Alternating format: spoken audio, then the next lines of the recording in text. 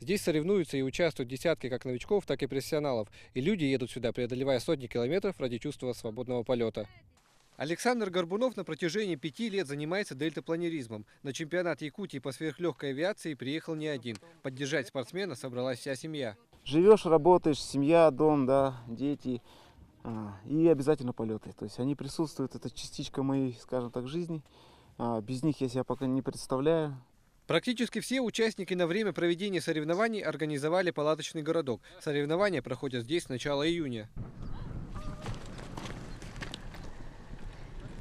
В течение 2 недель спортсмены ежедневно взмывали в небо за необходимой суммой очков. Очки подсчитываются с учетом времени и пройденного расстояния. В этом году парики очень хорошо разлетались, особенно новички. Они уже 3 выполнили 2-й спортивный разряд. Это надо 3 раза, 3 упражнения в разные дни надо выполнить во время соревнований официальных.